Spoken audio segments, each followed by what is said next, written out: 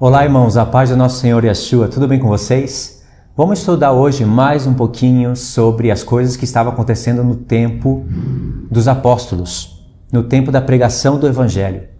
Era um tempo muito difícil, um tempo que a palavra de Deus tinha que ser pregada em um tempo no qual existia templo, existia muitos sacerdotes, não existia o Novo Testamento escrito, o Novo Testamento ia ser formado naquele tempo, e era um tempo de grandes confusões. E para isso nós temos as cartas de Paulo, e não são poucas, mas dentro das cartas de Paulo tem pontos difíceis de se compreender, pontos que são torcidos até o dia de hoje.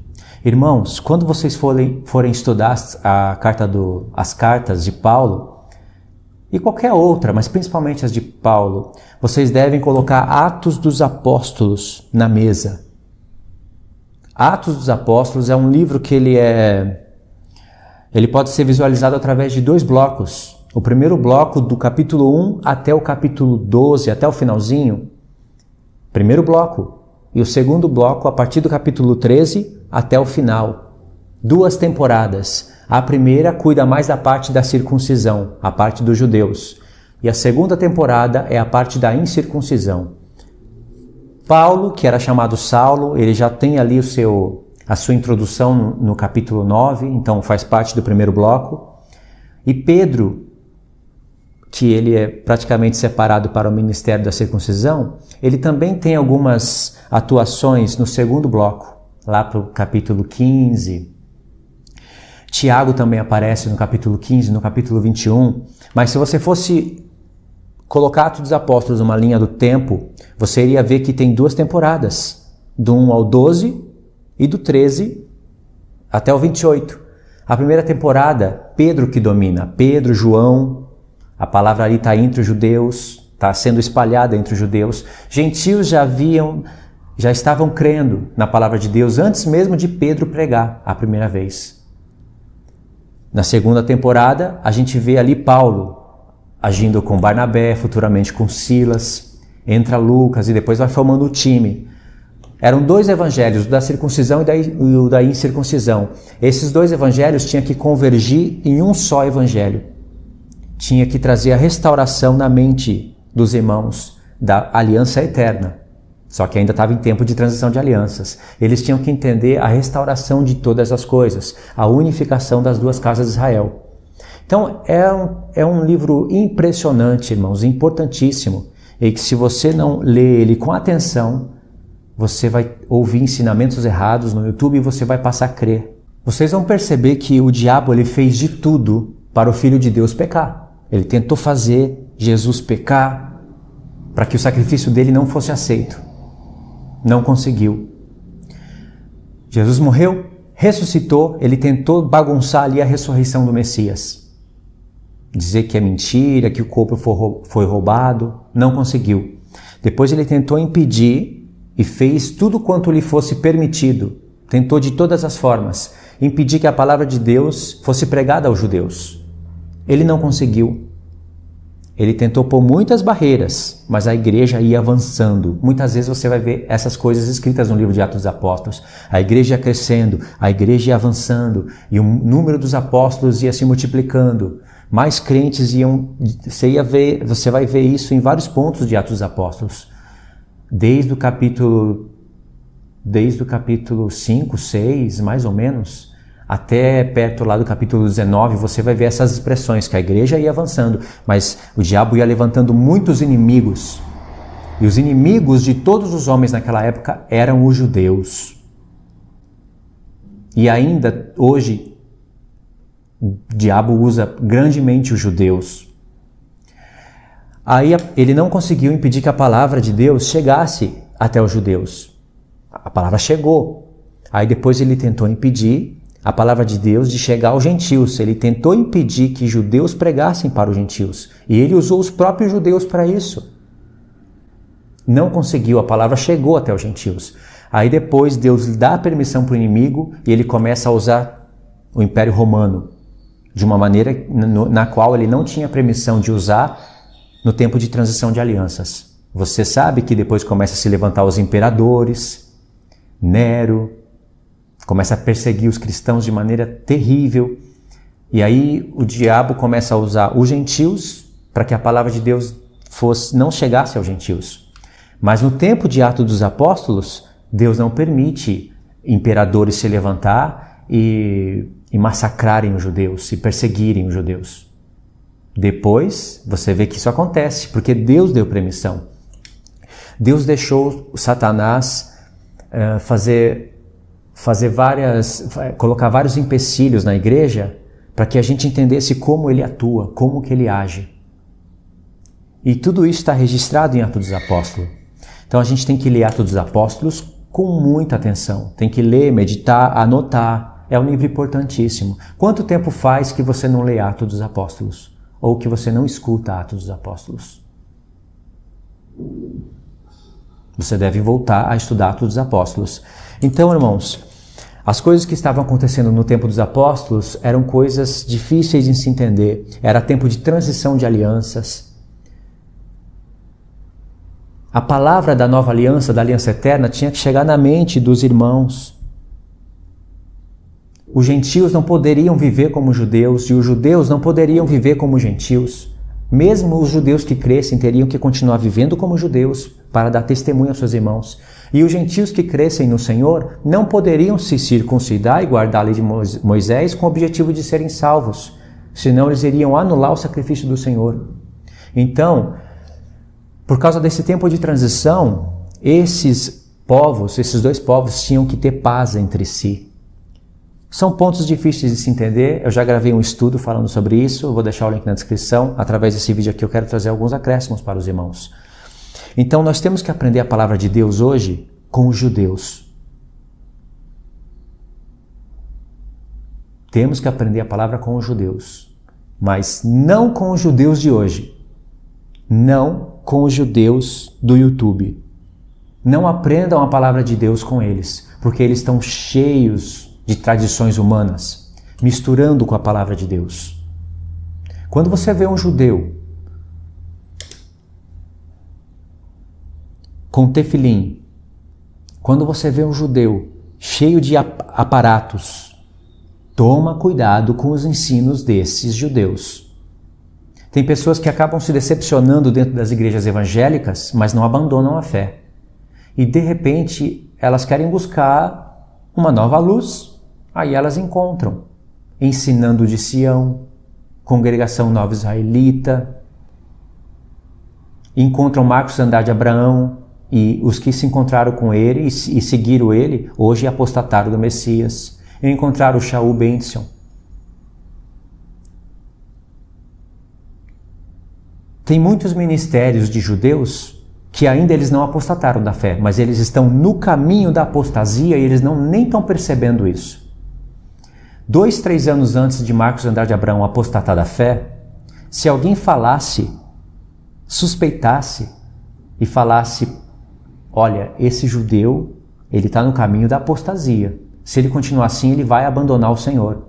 Se alguém falasse isso no tempo que ele estava indo nos programas, falando de Yeshua, falando das festas, falando de Trindade, falando de vários assuntos, mas crendo no Senhor, ninguém iria acreditar que ele iria apostatar. E hoje, ele é um apóstata. A vida dele é separada para negar Jesus. É uma serpente. E a respeito desses homens, Pedro já profetizou o que iria acontecer com esses homens. Então, irmãos, tem muitos judeus hoje crendo no Senhor, mas interpretando de maneira completamente errada as cartas de Paulo e trazendo muitas pessoas para um erro maior do que elas já estavam. Eu separei aqui alguns textos. Se encontra 1 Coríntios 16, do 5 ao 9, Atos 20, do 13 ao 16, depois a gente pode dar um pulo em 2 Coríntios 11, do 7 ao 23, e Filipenses 3, do 1 ao 11 e do 7 ao 21. Então eu separei 1, 2, 3, 4 textos por enquanto, para a gente ler. Nós vamos ler e vamos meditar nesses textos, e eu vou trazendo o ensino para vocês conforme a leitura. Tá bom? Então vamos lá. 1 Coríntios 16, do 5 ao 9. Irei ter convosco por ocasião da minha passagem pela Macedônia, porque devo percorrer a Macedônia, e bem pode ser que convosco me demore ou mesmo passe o inverno, para que me encaminheis nas viagens que eu tenha que fazer, porque não quero agora ver-vos apenas por passagem, pois espero permanecer convosco algum tempo, se o Senhor permitir. Ficarei, porém, em Éfeso até o Pentecoste, porque uma porta grande e oportuna para o trabalho se me abriu, e há muitos adversários.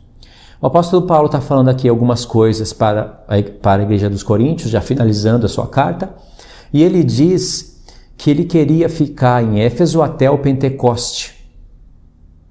E ele diz, porque uma porta grande e oportuna para o trabalho se me abriu, e há muitos adversários. Judeus estavam espalhados por todas as nações.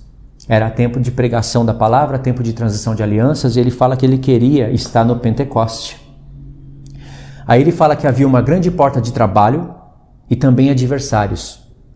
Qual que é essa porta de trabalho e quais seriam esses adversários? Você já parou para pensar nisso? Antes de eu explicar esse texto, vamos ler mais um, Atos 20, do 13 ao 16. Atos 20, do 13 ao 16. Nós, porém, prosseguindo, embarcamos e navegamos para Assos, onde devíamos receber Paulo, porque assim nos fora determinado, devendo ir ele por terra. Aqui é Lucas falando. Quando se reuniu conosco em Assos, recebemo-lo a bordo e fomos a Mitilene. Dali, navegando, no dia seguinte passamos de fronte de Quios. No dia imediato tocamos a Samos e um dia depois chegamos a Mileto. Agora aqui o verso 16, que é o verso importante. Porque Paulo já havia determinado não aportar em Éfeso, não querendo demorar-se na Ásia, porquanto se apressava com o intuito de passar o dia de Pentecoste em Jerusalém, caso lhe fosse possível. Outra vez, Paulo querendo estar no Pentecoste em Jerusalém. E diz, caso lhe fosse possível. Muitos judeus hoje diz que tem que celebrar as festas de Deus e eles ficam olhando para as datas. Então eles fazem uma repescagem no livro da lei, eles escolhem as partes que eles querem praticar e as outras eles não praticam. Então eles praticam as datas, eles se reúnem, eles ensinam que nós qualquer pessoa, deveríamos estar reunidos no dia do Yom Kippur, porque é um dia de expiação, é um dia que nós vamos fazer uma reflexão do ano. E assim, parece não ter nada demais, né? Mas só que eles dizem e afirmam que isso é a festa de Deus e tem que ser cumprida. Então eles vão introduzindo isso na mente das pessoas de pouco a pouco e aí vai ficando como se fosse uma lei. Só que eles ignoram o que Deus falou no dia do Yom Kippur. Esse dia é um dia profético. A data é importante por causa do dia profético. A data não é importante para nós estarmos praticando ela nos dias de hoje. Porque senão, a pessoa que não se reunir no dia do Yom Kippur e não se humilhar, primeiro, ela tem que estar no mês 7, dia 1, em alguma sinagoga tocando trombeta, do jeito que eles ensinam. E esses 10 dias são 10 dias de aviso. Se toca a trombeta para eles se prepararem esses 10 dias para a alma estar humilhada e nesse dia todos estarem reunidos para se humilhar, refletir. E não pode fazer obra nesse dia, porque senão o próprio Deus vai matar essa pessoa, ele vai contra essa pessoa e vai tirar essa pessoa do povo de Israel. E assim que eles praticam as festas. E na festa dos tabernáculos tem toda aquela questão. Se eles fizessem isso em questão de comemoração, entendendo o assunto profético e não colocando isso como lei, ainda ia. O problema é que eles estão colocando isso como se fosse lei. Mas aí eles estão misturando as coisas. Paulo... Tem judeus que dizem que Paulo não era transgressor da Torá, que obras da lei não significa obras da lei de Moisés, era obras da lei de homens. Paulo não escreve obras da lei de homens, mas eles dizem que Paulo se referia a obras da lei de homens. Tradições rabínicas, etc. Eles até traduziram uma Bíblia e mudaram essas expressões. Essas expressões são bem recorrentes no livro de Gálatas e de Romanos. E quando Paulo fala de obras da lei, estar debaixo da lei, ele se refere às obras da lei de Moisés, que é a lei de Deus, mas é a lei da antiga aliança. E aí esses judeus de hoje não entendem, misturam as coisas, enganam as pessoas, misturam os fatos, e aí a pessoa, de repente, passa a dizer que ela é judia, ela é judeu. Eu mesmo posso fazer isso, é só colocar um quipá na cabeça, colocar um paninho azul aqui, deixar a barba crescer um pouquinho mais e começo a falar palavras hebraicas, a falar o nome dos profetas em hebraico, a fazer algumas orações memorizadas em hebraico, começo a falar de raízes hebraicas, começo a ler livros extrabíblicos hebraicos. Aí eu começo a judaizar. E falando de Yeshua. Isso é perigoso. Muito perigoso. Então, aí eles começam a torcer os pontos. Talvez vocês não tenham em conta tudo que eu tenho aqui na mente, que não vai dar para pôr através desse vídeo, mas talvez vocês não consigam visualizar tudo que está na minha mente para entender o que eu estou falando que é perigoso. Eles torcem textos da palavra de maneira grotesca. Mateus Andona faz isso. Se eu fosse seguir as coisas que Mateus Andona ensinava, no mês 7, dia 15, eu estaria com uma tenda ali do lado de fora, celebrando a festa dos tabernáculos com a minha família. Isso é uma maluquice, mas ele já ensinou isso. Eu já conheci pessoas que fizeram isso. É uma maluquice, é uma interpretação carnal do livro da lei. E tem pessoas que seguem isso, e não são poucas. Aí eles pegam textos como esse, textos como Paulo rapou a cabeça, sabe? Textos que Paulo estava todo sábado na sinagoga, como de costume. Aí eles dizem que Paulo não era abolidor da Torá, e de fato ele não era, mas eles levam essas coisas por outro caminho. Paulo não rapou a cabeça porque ele queria cumprir a Torá, porque se ele não rapasse, ele iria ser um transgressor.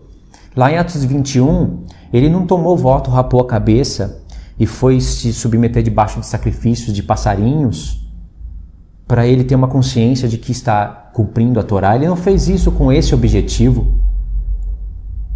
Mas os judeus dizem que sim. Então eles não estão entendendo a transição das alianças, eles não estão entendendo as ideias. Então, irmãos, se Paulo fosse cumpridor da lei mesmo, no sentido de querer cumprir a antiga aliança, mesmo que era tempo da nova aliança, se ele quisesse cumprir a lei por motivo de consciência, para ele não achar que ele é um transgressor da lei, Lucas jamais poderia falar que Paulo se esforçava para estar em Jerusalém no dia de Pentecoste, caso ele fosse possível. Lucas não poderia falar isso. É lei e pronto, ele deveria estar. Todos os compromissos dele deveriam ser anulados e no dia 50 ele teria que estar em Jerusalém. Então não existe essa de que Paulo se esforçava para estar em Jerusalém caso lhe fosse possível. Era lei e tinha que cumprir. Mas quando Lucas diz que Paulo queria estar em Jerusalém no dia de Pentecoste, caso lhe fosse possível, era porque realmente se não desse ele não iria. Entende?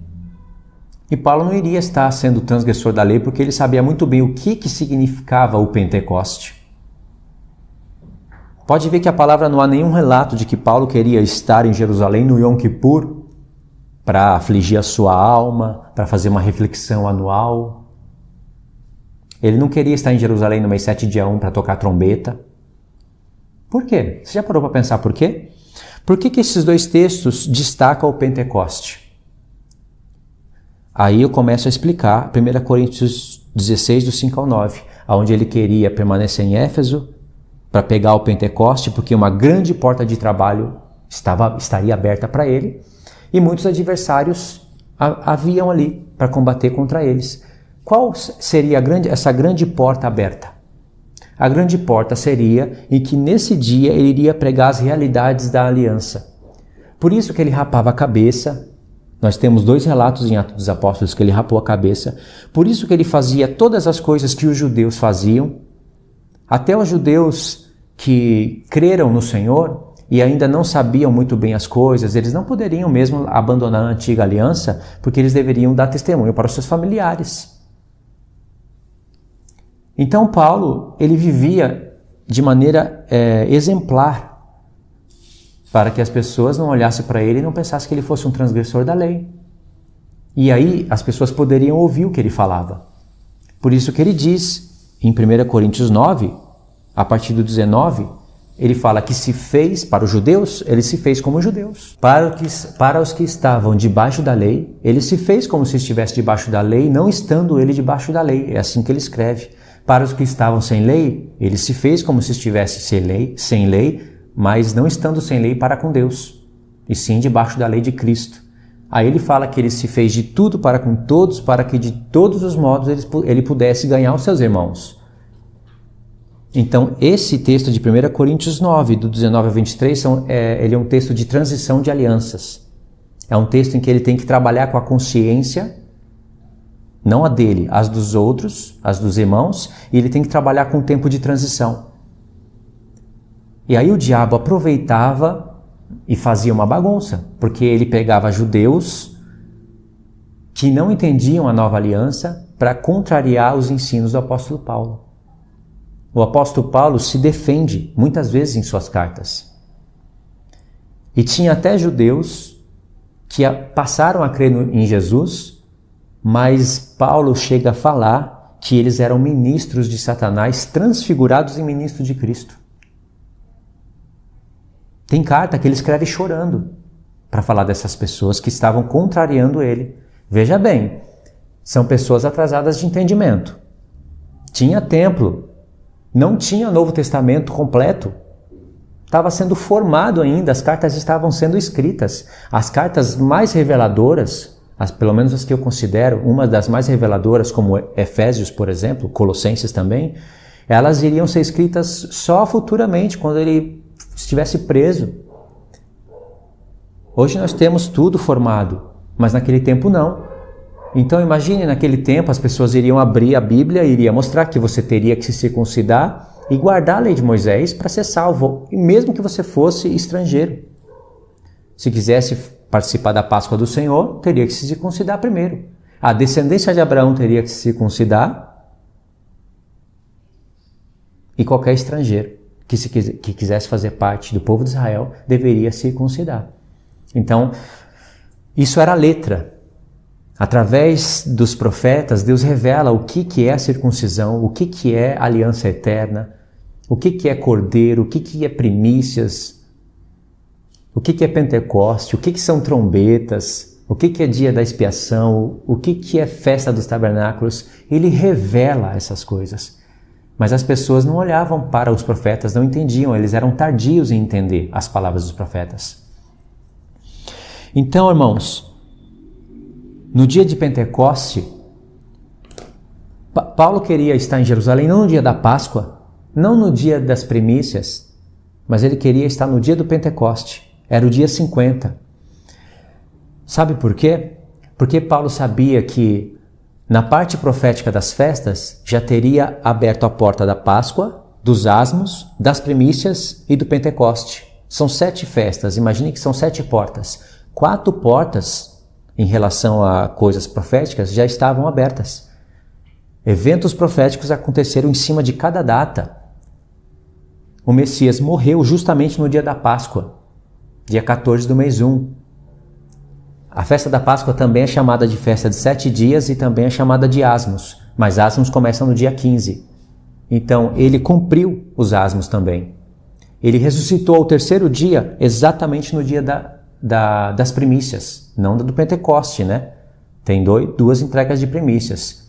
Uma ali perto do tempo da Páscoa, num dia imediato após ao sábado, tem primícias, e outra primícia é lá no dia do Pentecoste, depois de 7 vezes 7 semanas. Então ele ressuscitou exatamente no dia das primícias, e 49 dias depois da ressurreição, que seria o dia 50, houve um evento profético em Jerusalém. O Espírito Santo foi derramado em muitas pessoas, mais ou menos 120 pessoas de início. O Espírito Santo foi derramado primeiramente aos judeus e depois aos gentios. Os judeus receberam o primeiro, mas os gentios receberam o Espírito Santo. Então vê que o dia do Pentecoste dá testemunho que em Jerusalém foi derramado o Espírito Santo e depois aos gentios. Por isso que na festa do Pentecoste, Deus pedia 2 pães com fermento. Pode ler lá, pães com fermento.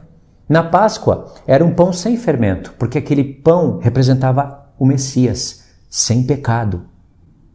Mas o Messias tem um corpo, e o seu corpo tem pecado. Embora ele já fez a provisão de remover os pecados da nossa vida, através da passagem do tempo, da linha do tempo das festas, ele iria cuidar de tudo isso. Ele é o pão sem fermento, e depois judeus e gentios estariam representados naqueles 2 pães com fermento. E pode ver que aqueles pães são primícias para Deus, falando da casa de Judá e da casa de Israel. Judá e Efraim, ou também judeus e gentios. São primícias para Deus, mas tem fermento. Porque, apesar de nós recebermos o Espírito Santo hoje, desde aquela época as pessoas já vêm recebendo o Espírito Santo, ainda nós temos pecados em nossas vidas, que nós vamos nos arrependendo, Deus vai nos perdoando, mas tem um dia específico em que nós iremos ressuscitar e todos os pecados irão ser removidos e esquecidos. E nós não estaremos mais sujeitos ao pecado. E isso é para o dia da redenção, que Paulo fala nas suas cartas, e que é chamado também dia da expiação. Da onde Paulo tirou o dia da redenção, no singular? Ele tirou do dia da expiação. Entendeu? Então Paulo sabia que 4 festas haviam se cumprido, 3 ainda não. 3 estariam para o futuro. E de fato, em Coríntios, quando ele vai falar do arrebatamento da igreja, lá em 1 Coríntios 15, um pouquinho antes, uns versos antes, dentro do capítulo 15, ele fala de ressurreição e usa a palavra primícias. E quando ele vai falar do arrebatamento mesmo, da vinda do Senhor, ele usa a expressão trombetas. Por quê? Porque ele sabe que trombetas é um evento profético para o futuro. E depois tem o dia da expiação, que ele chama de dia de redenção, em Efésios, 2 vezes. E tem a festa dos tabernáculos, que ele não usa também a palavra tabernáculo, ele não usa dentro de 1 Coríntios 15, mas o efeito do tabernáculo ele escreve dentro desse capítulo. Quando ele fala que convém que ele reine, o Messias reine, até que o Senhor haja posto todos os inimigos debaixo dos seus pés, e quando todos os inimigos estiverem debaixo dos pés, ele se sujeitará ao Pai e entregará o reino ao Pai. Ou seja, depois de 1000 anos de reinado, onde o Messias estará reinando, o Filho se sujeitará ao Pai e entregará tudo para o Pai, para que Deus seja tudo sobre todos.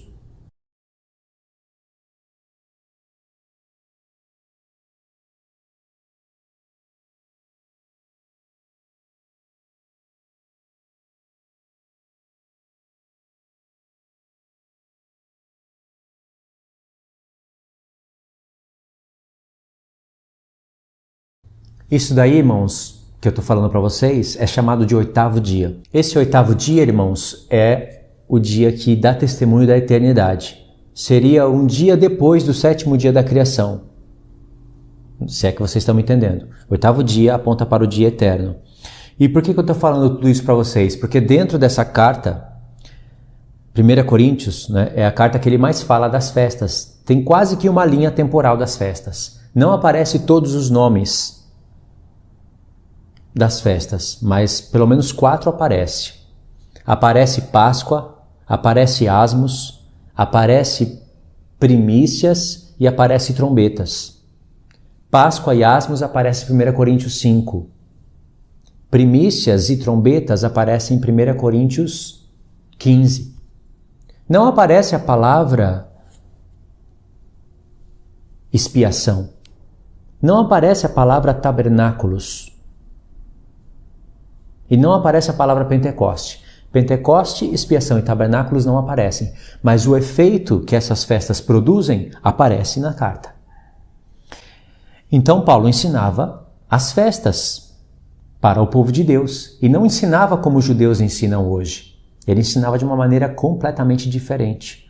Por que o apóstolo Paulo, que escreveu tantas cartas, não escreveu para a igreja o seguinte: irmãos, no dia do Yom Kippur, Todos nós temos que estar reunidos para fazermos uma reflexão dos nossos pecados, porque isso é Torá, e Torá, e Torá, e Torá. Só sabe falar Torá, Torá, Torá, Torá e Torá. Por que o apóstolo Paulo não ensinou isso para a igreja? Todas as cartas ele não ensinou isso? Então as coisas que ele ensinou, os judeus hoje não estão ensinando e não estão praticando. E as coisas que ele não ensinou, eles estão ensinando e praticando. E as coisas que Paulo não ensinou estão sendo ensinadas, já foram ensinadas através de livros extra-bíblicos. Livros que foram achados no Mar Morto, livros que foram achados de cartas que Paulo escreveu, mas não entraram no Novo Testamento. Isso não cheira a nada? Não tem um cheirinho de serpente? Você não acha que Deus colocou na nossa Bíblia, principalmente dentro das cartas de Paulo, aquilo que nós precisamos aprender para praticar? Então nós lemos até agora Atos 16, do 5 ao 9 e Atos 20, do 13 ao 16. Ensinei para vocês que Paulo queria estar em Jerusalém no dia de Pentecoste. E falei para vocês o porquê, a grande porta que era aberta. Porque no dia de Pentecoste seria a quarta festa e essas 4 festas estariam quase que amarradas. Elas estão amarradas. Porque começa a Páscoa é chamada de festa de 7 dias. E aí já tem os asmos. Páscoa dia 14 e os asmos começa dia 15. Está rolando a Páscoa, entra os asmos. No terceiro dia entra as primícias. Ou seja, a Páscoa não acabou e já tem primícias.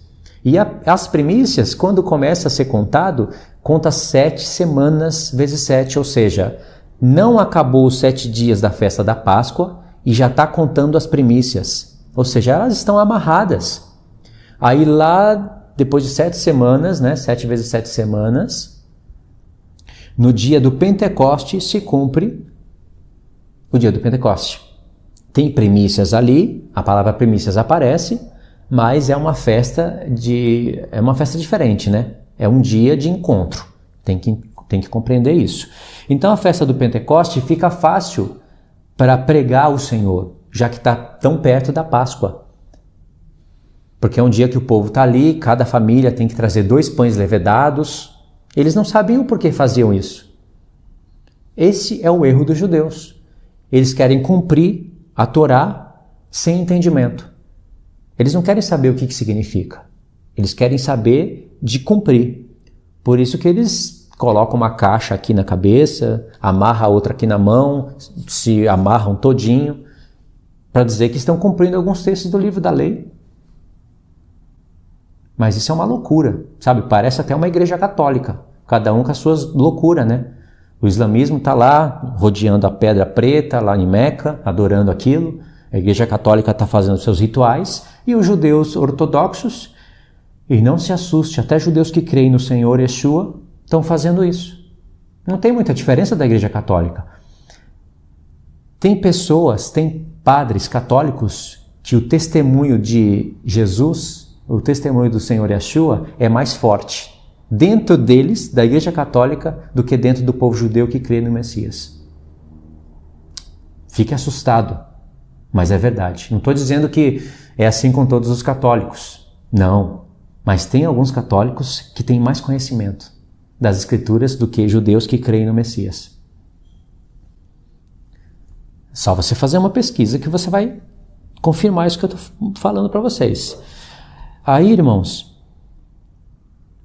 tem que cumprir a lei com entendimento. Então, os 2 pães levedados, eles têm um significado. E isso que Paulo queria ensinar no dia de Pentecoste. Ele já estava pregando para os gentios. Era só ele mexer uns pauzinhos ali nos profetas que ele iria desdobrar o Senhor.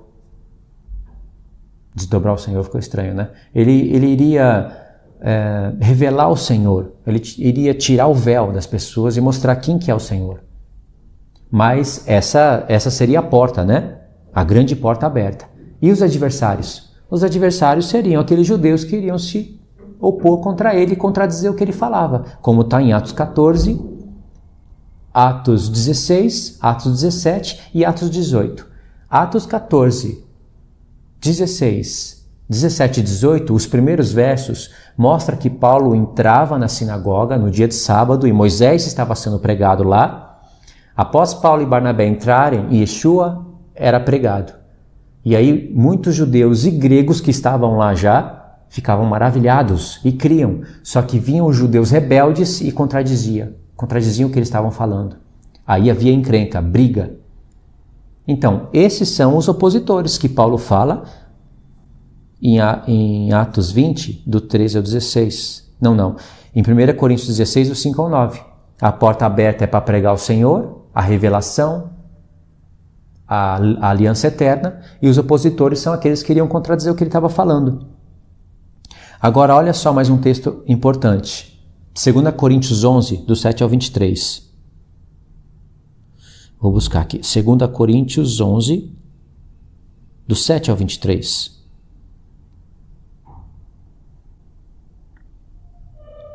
Parece que não, mas em 2 Coríntios 3, Paulo está revelando coisas da nova aliança.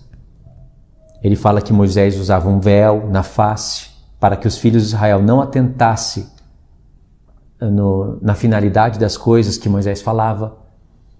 Aí ele fala, mas nós não somos como Moisés, que usava véu. Nós, com o rosto descoberto, falamos do Messias e vocês entendem. Aí ele fala da lei, fala de tábuas escritas, das leis de Deus escritas em tábuas de pedra, faz um contraste com a lei de Deus escrita no coração, ou seja, ele está lutando contra esses judeus da antiga aliança, esses judeus da circuncisão, da falsa circuncisão. E aí, chegando em 2 Coríntios 11, muitos capítulos depois, ele diz assim, a partir do verso 7. Verso 7 diz assim, cometi eu porventura algum pecado pelo fato de viver humildemente, para que fosseis vós exaltados, visto que gratuitamente vos anunciei o Evangelho de Deus? É uma pergunta longa, né? Vou ler de novo. Cometi eu porventura algum pecado pelo fato de viver humildemente, para que fosseis vós exaltados, visto que gratuitamente vos anunciei o Evangelho de Deus? Despojei outras igrejas, recebendo salário, para vos poder servir. E estando entre vós, ao passar privações, não me fiz pesado a ninguém, pois os irmãos, quando vieram da Macedônia, supriram o que me faltava, e em tudo me guardei e me guardarei de vos ser pesado.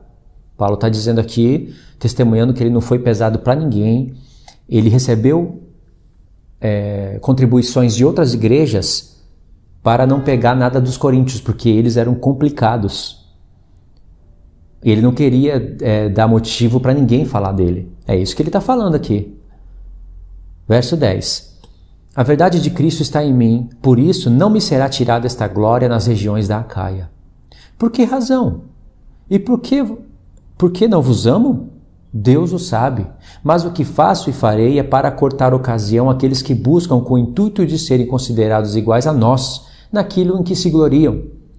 Ele está começando aqui a denunciar pessoas, falando que tinha pessoas que se gloriavam, queriam ser igual aos apóstolos, mas essas pessoas eram pesadas para com os coríntios. Vai prestando atenção, verso 13. Porque os tais são falsos apóstolos, obreiros fraudulentos, transformando-se em apóstolos de Cristo. Olha só a intriga daquela época. Paulo saía da igreja, vinha as pessoas falando, nós somos ministros de Cristo, apóstolos do Senhor Jesus. Vocês têm que se circuncidar sim, guardar a lei de Moisés para serem salvos, porque está escrito na lei. E aí começava a bagunçar as coisas. A igreja de Gálatas já estava toda infectada. Paulo chegou até o ponto de pensar que teria trabalhado em vão para com eles. Mas Deus é muito sábio, usou esse tempo, usou essas confusões do tempo de Gálatas, para que hoje nós tivéssemos grandes revelações através daquela carta. Então vamos contextualizar aqui de novo o verso 13. Porque os tais são falsos apóstolos, obreiros fraudulentos, transformando-se em apóstolos de Cristo.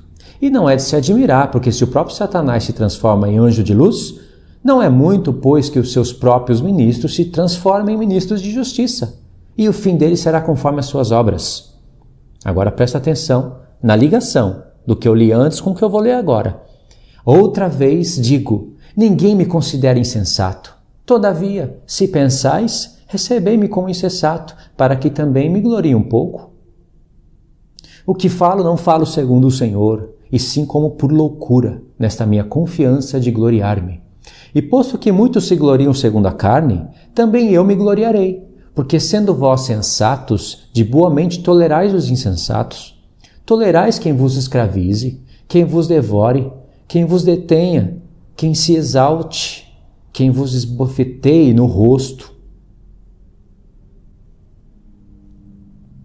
Ingloriamente eu confesso, como se fôramos fracos, mas naquele em que qualquer tem ousadia, com insensatez o afirmo, também eu o tenho. São hebreus? Também eu. São israelitas? Eu também. São da descendência de Abraão?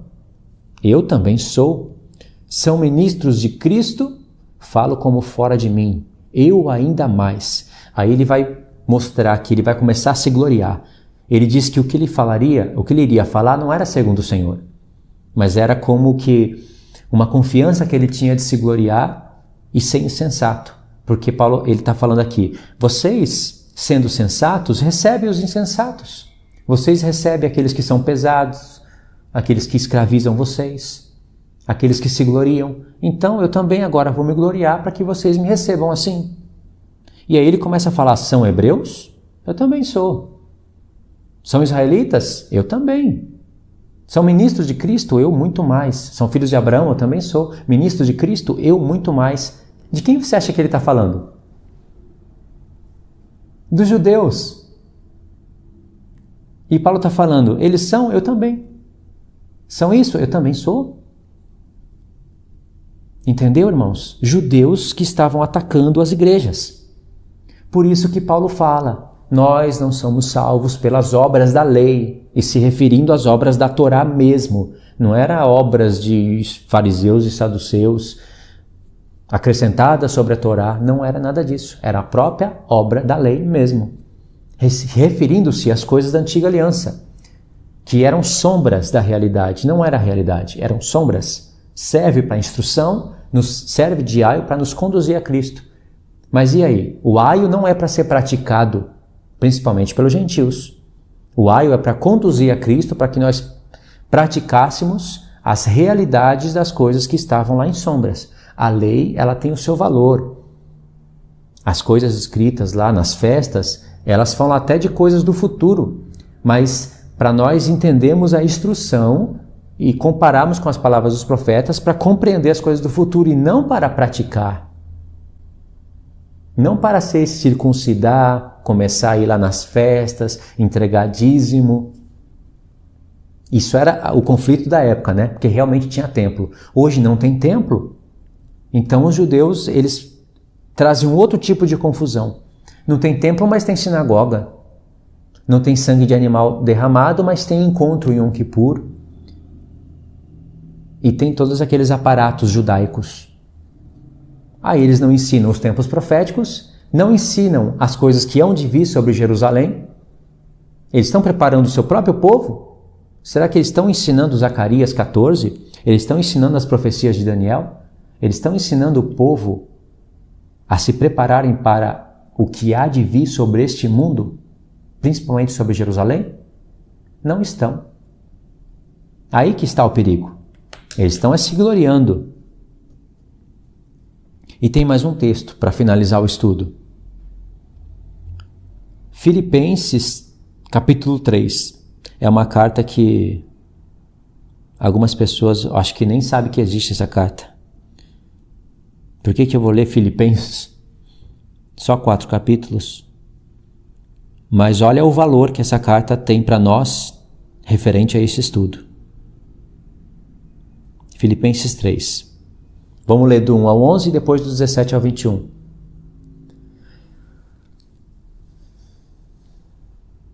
Quanto ao mais, irmãos meus, alegrai-vos no Senhor. A mim não me desgosta e é segurança para vós outros que eu vos escreva as mesmas coisas. Dá a entender que essa carta não era a primeira e que ele vai escrever repetindo coisas que ele já havia escrito antes. Então, vamos ver o que ele costumava escrever para essa igreja. Acautelai-vos dos cães, acautelai-vos dos maus obreiros, acautelai-vos da falsa circuncisão. Por que falsa circuncisão? Vamos continuar lendo, eu vou explicar o que é a falsa circuncisão. Porque nós é que somos a circuncisão, nós que adoramos a Deus no Espírito e nos gloriamos em Cristo Jesus e não confiamos na carne. Bem que eu poderia confiar também na carne. Se qualquer outro pensa que pode confiar na carne, eu ainda mais. Circuncidado ao 8º dia, da linhagem de Israel, da tribo de Benjamim, hebreu de hebreus, quanto à lei, fariseu, quanto ao zelo, perseguidor da igreja, quanto à justiça que há na lei, irrepreensível. Mas o que para mim era lucro, eu considerei perda por causa de Cristo. Sim, deveras considero tudo como perda, por causa da sublimidade do conhecimento de Cristo Jesus, meu Senhor, por amor do qual perdi todas as coisas e as considero como esterco, para ganhar a Cristo e ser achado nele, não tendo justiça própria que procede de lei, senão a que é mediante a fé em Cristo Jesus.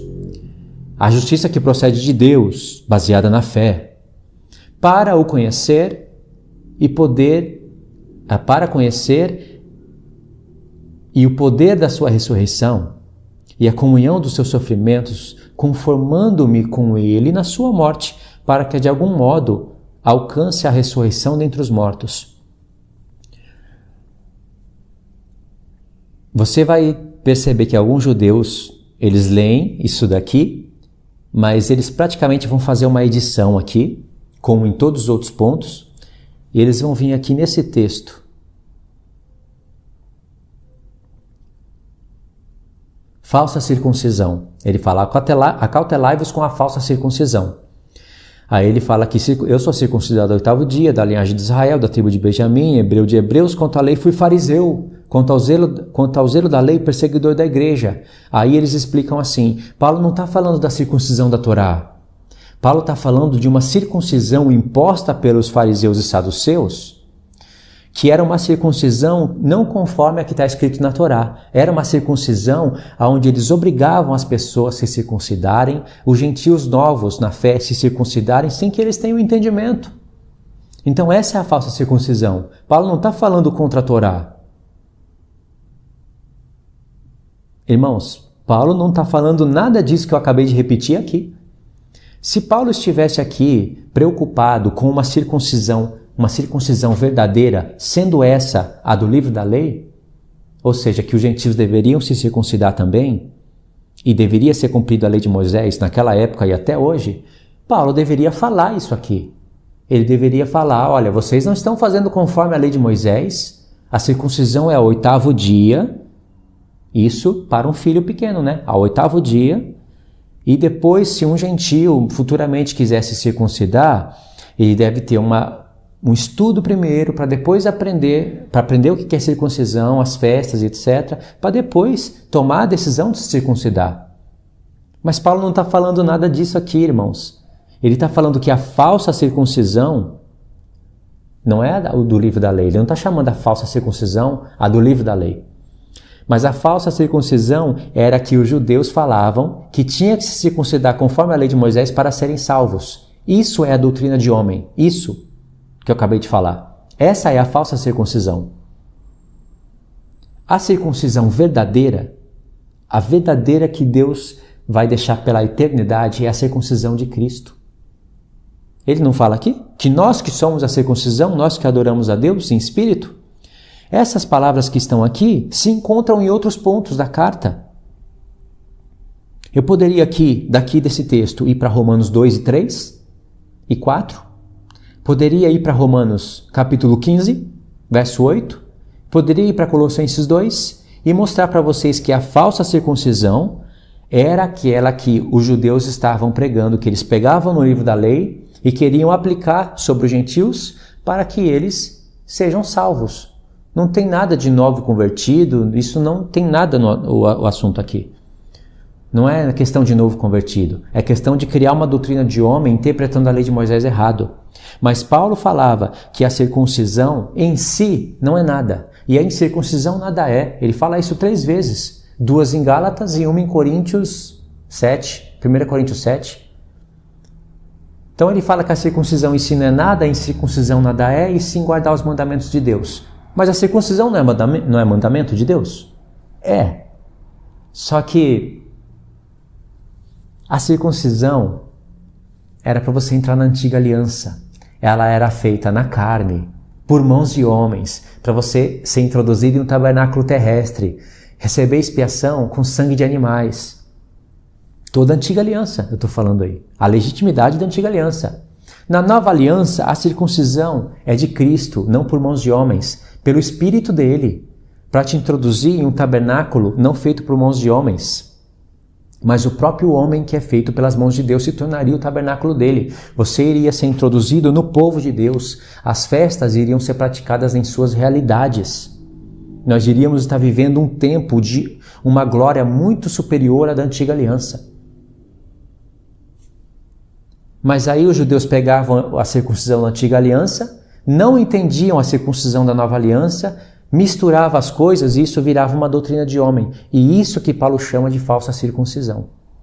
Os judeus, que foram chamados estando circuncidados, eles deveriam permanecer nessa circuncisão, ainda que crescem no Senhor. Isso eu já expliquei em outros vídeos. Mas os gentios que fossem chamados estando incircuncidados não poderiam se circuncidar.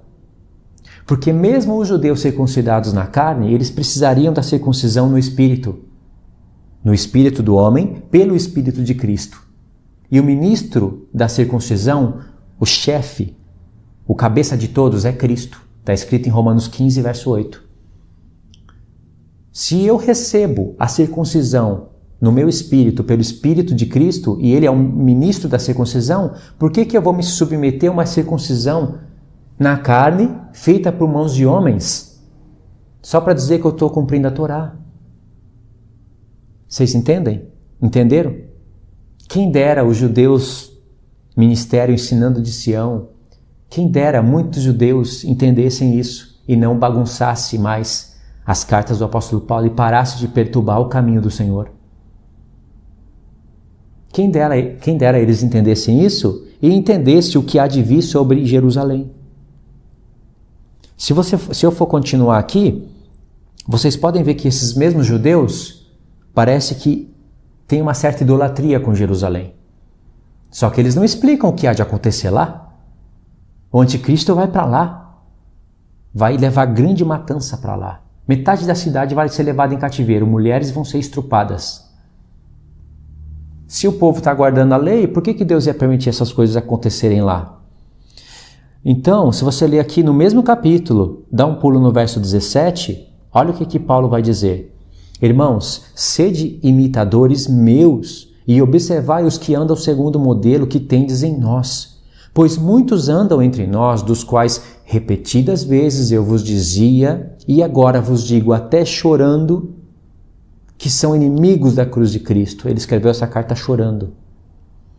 O destino deles é a perdição. O Deus deles é o ventre e a glória deles está na sua infâmia, visto que só se preocupam com as coisas terrenas. Circuncisão feita por mãos de homens, tabernáculo feito por mãos de homens, sangue de animais, carne como recompensa para sacrifícios, né? Coisas terrenas. Pois a nossa pátria está nos céus, de onde também aguardamos o Salvador, o Senhor Jesus Cristo, o qual transformará o nosso corpo de humilhação para ser igual ao corpo da sua glória, segundo a eficácia do seu poder que ele tem de até subordinar a si todas as coisas. Irmãos, olha que capítulo incrível. Esse é um capítulo que nos leva para vários pontos. É coisas que ele falou em Gálatas e em Romanos que ele está falando aqui de um outro ângulo, mas que se acoplam. É importantíssimo a gente entender isso. Parece que isso não tem proveito nenhum para a nossa vida, mas tem. Porque pessoas, por não derem crédito a isso, por não se interessarem por esses assuntos, se decepcionam nas igrejas evangélicas e vão procurar abrigo nas igrejas judaicas. E encontram até por certo tempo, mas elas estão entendendo errado e começam a praticar errado a palavra de Deus. E, consequentemente, ensinar errado. Se não apostatar do Messias, pode ser que não apostatem, mas se não apostatarem, elas vão ter os seus galardões diminuídos. A sua posição no reino de Deus vai ser diminuída, porque a pessoa não está sacerdotando conforme a vontade de Cristo, conforme a verdade da palavra. E isso eu digo para mim também. Irmão, se eu não sou apto para compreender essas coisas aqui e para sacerdotar o povo de Deus, como que eu vou sacerdotar as nações no milênio? Se eu não entendo sobre casamento, sobre batismo, sobre santa ceia, se eu não entendo sobre as coisas do reino, como que Deus vai me colocar para reinar sobre 10 cidades, por exemplo, 5 cidades, se eu não dou conta nem com a minha própria vida? Então, quanto mais a gente compreender a vontade do Senhor, praticar e ensinar, mais Ele vai nos dar na sua vinda. Entendeu? Então é isso daí, irmãos. Eu quero que vocês deixem nos comentários as suas dúvidas, se vocês entenderam, se ficou confuso. Esse estudo aqui tem que ser assistido com um outro. Eu vou deixar o link na descrição também. E vou finalizar por aqui, tá bom? Eu vou estar falando mais sobre isso. Tem muito o que falar ainda, mas eu estou trazendo à tona esses ensinos, estou passando aqui já para vocês. É de uma maneira que não tem mapa mental, não tem nada visual, então é bom que dá para ir dirigindo, escutando, dá para estar fazendo alguma coisa dentro de casa e escutando. Se fosse um estudo com uma lousa, um estudo com textos, aí precisaria parar tudo para assistir. Então tem a vantagem também de não ter mapa mental, né, por enquanto. A vantagem de ter mapa é que fica mais fácil para eu explicar, fica mais objetivo e fica mais fácil para vocês entenderem, só que vai ter que parar para assistir. Tá bom, irmãos? É isso daí então. Deus abençoe todos vocês, em nome do Senhor Yeshua, e até os próximos estudos. Um abraço.